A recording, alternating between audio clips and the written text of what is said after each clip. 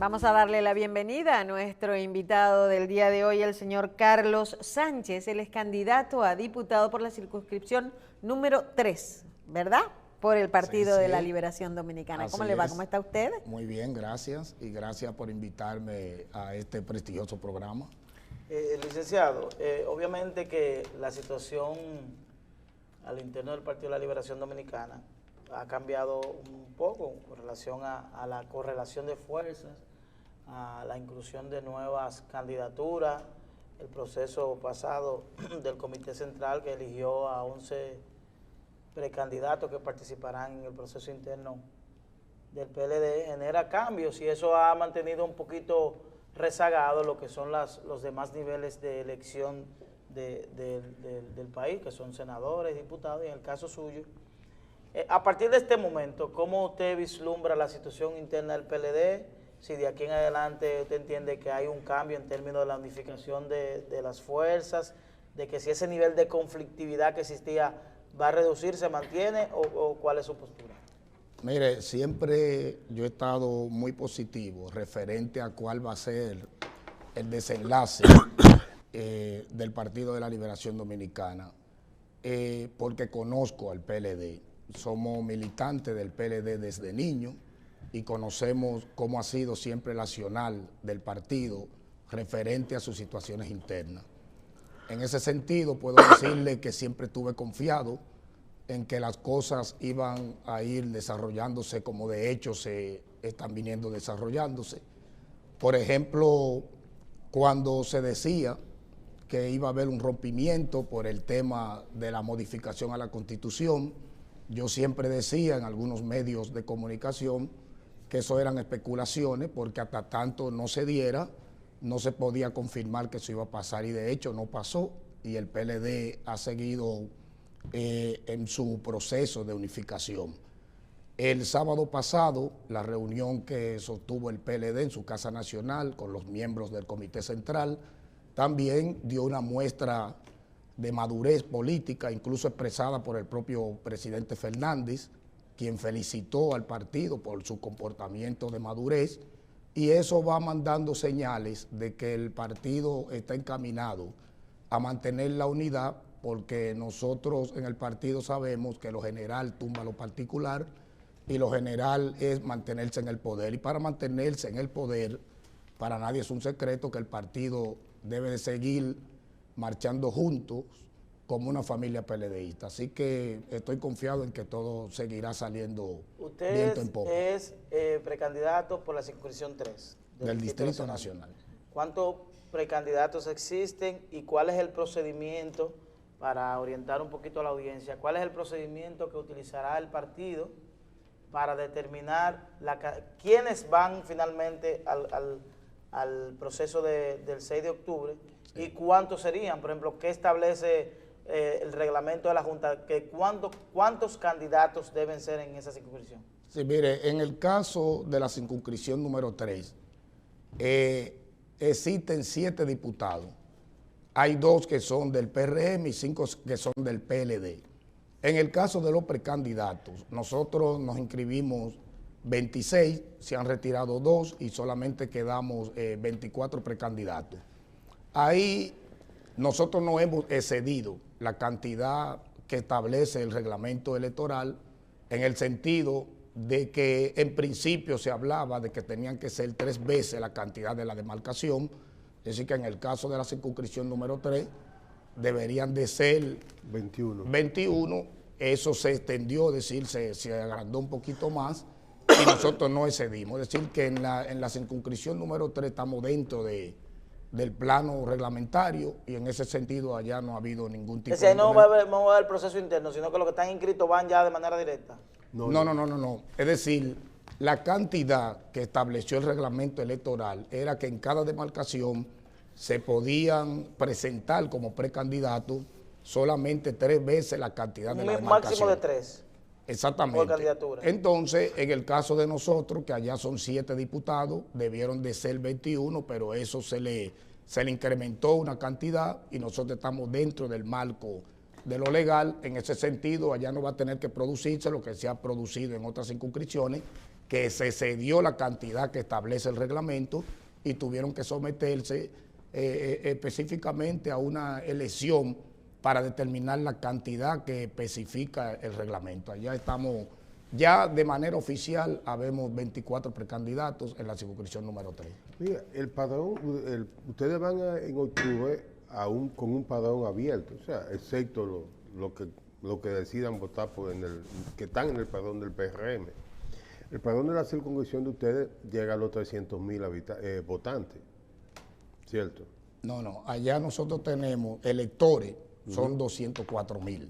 204,000. 204,000 y tenemos habitantes en el último censo que se desarrolló en el 2010, decía que nosotros teníamos 360,000 habitantes, que pienso que ahora mismo debe de haber crecido por lo menos a 400,000.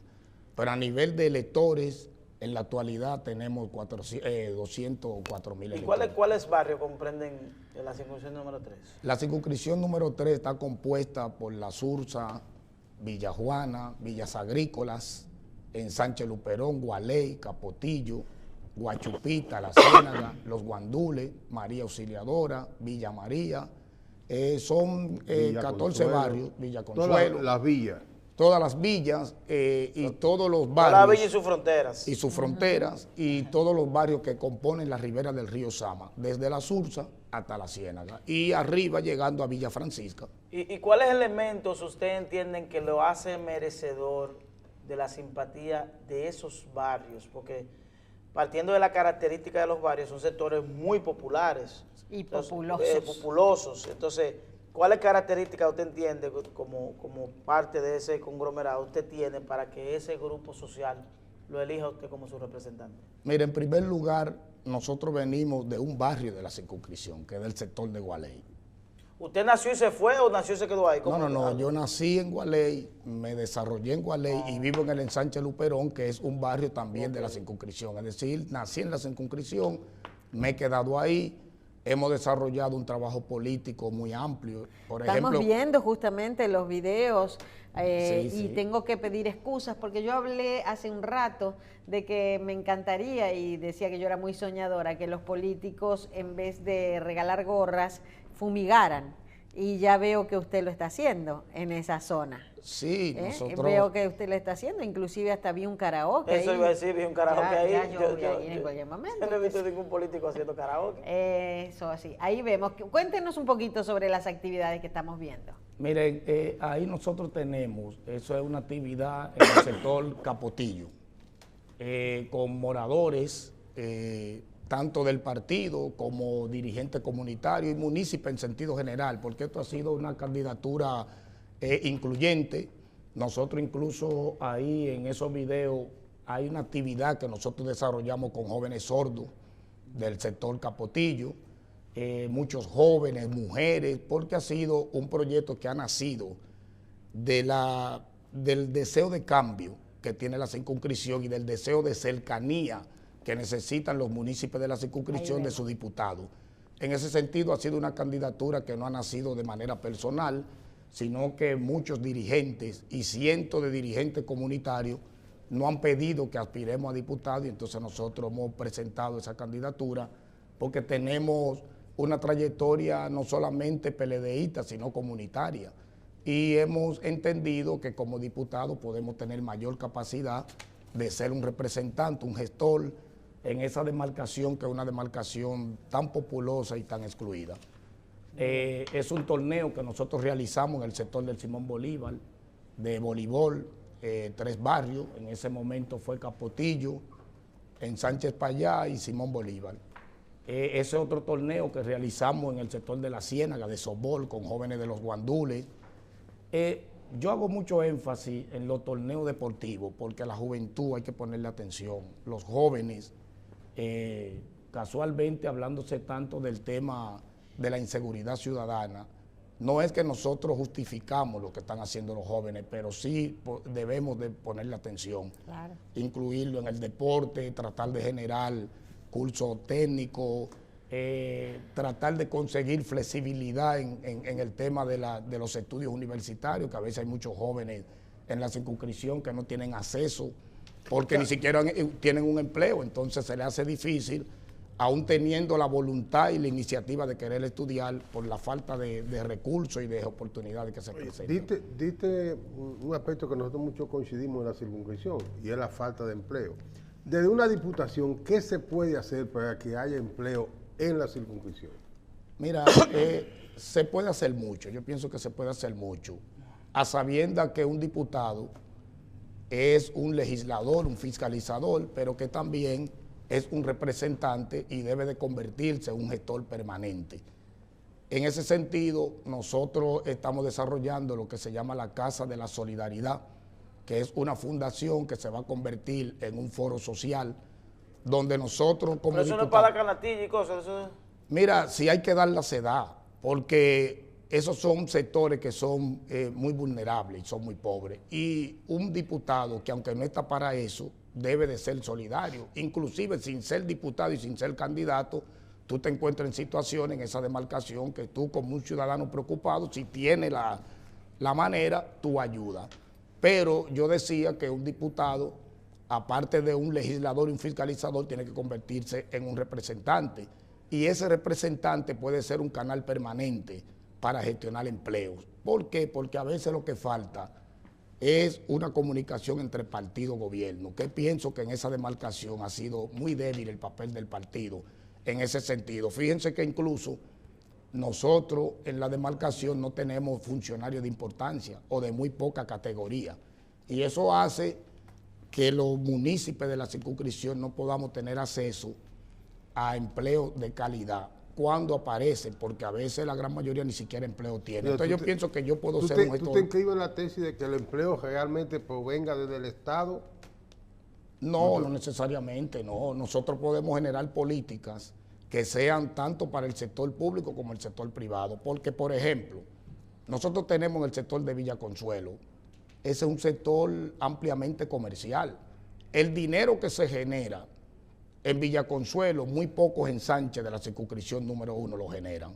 Sin embargo, muy poca provincia. Muy poca provincia. Entonces, sin embargo, eso no se transfiere a las condiciones de vida que tienen los habitantes de Villa Consuelo. Tú tienes, por ejemplo, un negocio que te genera millones de pesos diarios, te puedo yo decir, y al lado tú tienes callejones que viven de una manera de extrema pobreza. Entonces yo pienso que un diputado tiene que ponerle atención a eso en su demarcación, debe de generar política que se siente con esos empresarios y que le demuestre la importancia de que mejoren su entorno en todo el sentido de la palabra, porque eso incluso lo beneficiaría a ellos en el sentido de que su negocio tendría mayor seguridad, un mejor entorno, y la gente se motivaría más a hacer inversión en ese negocio. Son muchas cosas que yo pienso que como diputado, al margen de la canastilla, un ataúd que se presenta, un muchacho que a veces las autoridades de manera indiscriminada lo apresan, una serie de cosas que se pueden hacer, que un diputado tiene la capacidad política y legal para representar a su municipio. Y en términos legislativos, ¿qué hace falta por hacer en República Dominicana? Le hago la pregunta porque uno tiene la idea de que la República Dominicana tiene leyes para todos. Sí, así es. Aquí hay una ley para todos, para todo, pero no se cumplen. En su gran mayoría. Entonces uno pregunta en, sí, en términos legislativos, ¿qué falta por hacer? Porque incluso hay gente que dice, no, cierren eso y vamos a cumplir la ley. Hay gente que plantea la posibilidad de que aquí no haya diputados, de que sea una sola Cámara y que dejemos eso así y que vamos entonces a regirnos por las leyes que tenemos, fortalecer el sistema institucional. Entonces, en términos legislativos, frente al estado de cosas, ¿qué plantea Carlos Sánchez? Mire, yo he dicho que el Congreso y sus integrantes han venido jugando el papel que le corresponde, pero cada diputado que llega con sus ideas nuevas, al igual que los presidentes también. Tú puedes decir que un presidente ha estado actuando de una manera, un grupo lo puede ver bien, otro grupo lo puede ver mal, sin embargo el que llega con sus propias ideas, con su proyecto de gobierno. Eso mismo yo lo aplicaría en el sentido de la diputación. Repito que han estado cumpliendo su papel, tanto el Congreso como sus integrantes, pero yo tengo mis propias ideas. Por ejemplo, el encuentro que yo realicé en el Capotillo con jóvenes que son sordos, habían alrededor de 270 jóvenes, que yo no sabía que habían tanto en la circunscripción con esa limitación física. Y ellos me explicaban en su lenguaje de sordo, con una intérprete que es la señora Marisol del sector Capotillo, que ellos son extremadamente excluidos. Ellos individualmente, de que son pobres, tienen también esa situación. Imagínense que si un joven que se ha preparado en un área técnica como electricista, como ebanista, en cualquier rama del saber, tiene la limitación también de ser sordo, eso le hace mucho más difícil accesar al aparato productivo. Que ellos decían, cuando uno de ellos llega a un banco, no tienen quien lo atienda. Pero oiga eso pudiera ser un proyecto. Sin embargo, hay una ley que establece que aquellas personas que tienen alguna discapacidad, el sector público tiene que dar el 2% de los empleos, el sector privado el 2% y el sector público el 5%, pero no se cumple. Exactamente, entonces por eso te digo, pero yo como diputado no solamente tendría que generar esa ley, si ya existe, entonces yo pudiera darle seguimiento. El asunto es tener la iniciativa, tener la preocupación y saber del problema. En ese caso son excluidos totalmente, dicen que van a un aeropuerto, que van a un banco, no tienen quien le atienda porque no se han preocupado por nombrar una persona que sea intérprete para cuando ellos van. Entonces son una serie de situaciones que yo sé que así como te cito esas, son muchísimas que van a seguir apareciendo, pero las ideas las generan los políticos nuevos. Las ideas nuevas, tienen que haber políticos nuevos que tengan esas ideas y yo considero que nosotros tenemos una vocación de servicio. ¿A qué usted se dedica, licenciado? Yo soy abogado y soy presidente de Inversiones Carlosa. Carlos, usted dice, bueno, los diputados actuales han hecho su función, decía eso. No, que han jugado su papel en el Congreso, quizás no necesariamente en su demarcación. Ok, en el Congreso. Él no ha dicho, pero sangre nueva que quiere. No, espérate ahora. Sangre Mire, nueva. en este periodo se ha aumentado la deuda externa del país en un 50%. ¿Usted como diputado votará por más deuda?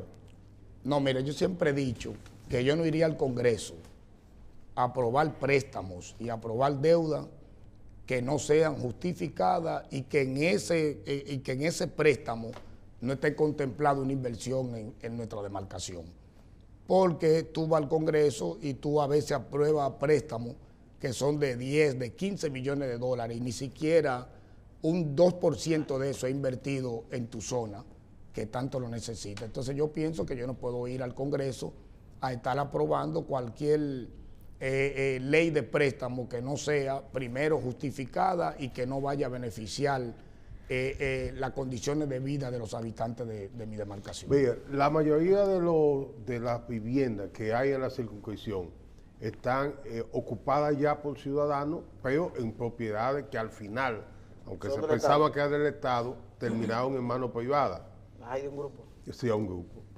¿Apoya usted la declaración de utilidad pública de eso?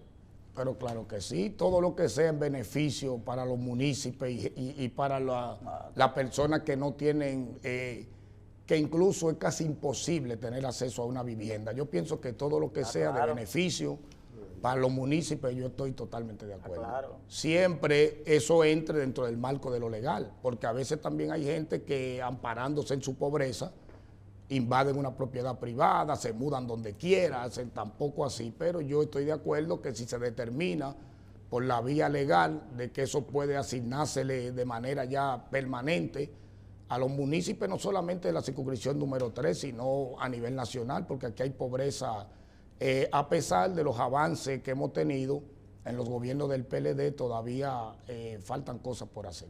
¿Qué usted opina, licenciado, de esa nueva dinámica que se ha dado iniciando por el Partido de la Liberación Dominicana, de personas que no están vinculadas al ejercicio político tradicional y que han incursionado en la posibilidad de aspirar a candidaturas, como es el caso de Santiago Matías, que pertenece a la circunscripción suya, Sí. a los Fokker?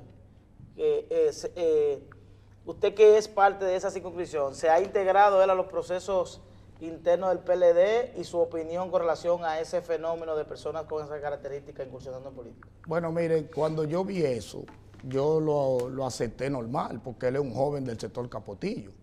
Que ¿Lo aunque... conoce? Sí, claro, totalmente. Él es de la calle San Antonio, del sector Capotillo, y es un joven también con deseo de hacer algo. Lo que pasa es que cada quien actúa y se maneja diferente, ¿verdad? Cuando yo lo vi, yo lo acepté normal. Yo digo, bueno, que trabaje, que salga a crear las estructuras que nosotros hemos creado durante toda una vida, a tener un contacto permanente con los municipios de la circunscripción, y si se gana el corazón o los corazones de esos municipios y el 6 de octubre resulta electo como diputado, entonces fue fruto de un Pero trabajo. usted lo ve haciendo Pero campaña, no lo ve haciendo descarté. campaña.